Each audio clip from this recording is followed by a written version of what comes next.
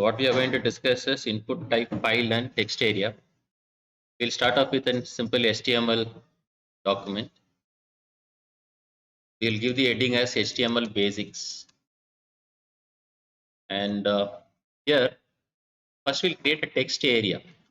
What is a text area? You can enter a block of text. Say you want to enter a description or some short notes. So you can declare a text area like this. You can very well see the text area is declared, and here when it is declared, it goes with some default columns and rows. How many columns and rows of data you can enter? 30 and 10, which you can modify. You can also give a label for this text area.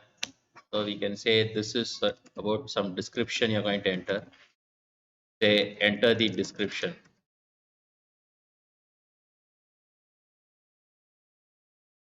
So that is the text area, and you can declare a text area like this. Text area, you have to give some name and ID. So let me give name as T1, ID as T1, columns and rows for a text area. So this is useful when you want to enter short notes. So let me give a break here so that this is fine. Let me save this.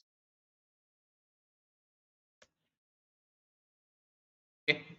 So this is the text area. So that's one thing we are going to take a look at when you're working with the text area.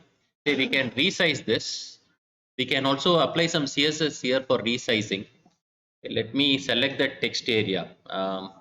What is the value I have given for ID? ID I have given T1. So let me select T1, and you can go with this property resize, and then you can give horizontal.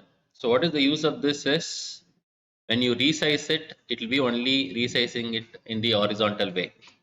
If you want to have it vertical, then you have to give vertical. So you can resize the text area. That is the option here. Say if I resize it, resizing will be vertical. If you want the text area to be resizing on both directions, vertical and horizontal, you can give both.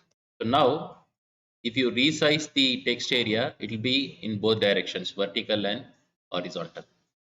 So you can resize the text area. For this, the property is resize, and you can give vertical, horizontal, or both. How you declare a text area? That's what we have seen. Very simple.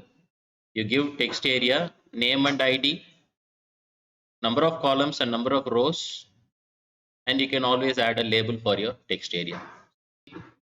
Next, we'll see input type file. Say we are all uploading files from our lab classes, right? So we want to create an upload web page. So for this, we'll have a label. Say file upload to be the label. Select your file, something like that, and we can go with input type here. Input type is file. See, whenever you have an input type, you always give name. Say I'll say this file upload, and you can also have an ID file, something like that. So we have created a file upload option here. So when I say choose file, it will help me to browse my directories and select a file.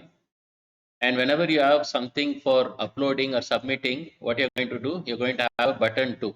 So let me cancel this. Let me include a button too. So what is that? Input type is equal to button, and then we can give a name. Say we can give value.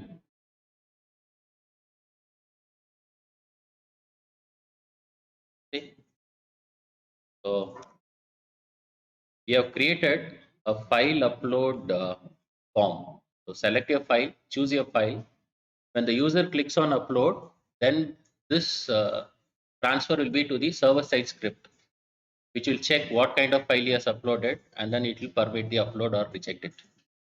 So this is the simple file upload thing that we carry out using input type. See, whenever you are doing these things, you enclose that within this tag form. Say when you are getting data from the user, you should enclose everything using the form tag, because this is a form we are creating. So let's always enclose this inside a form.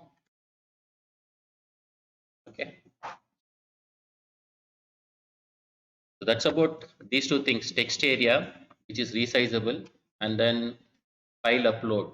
How you create that?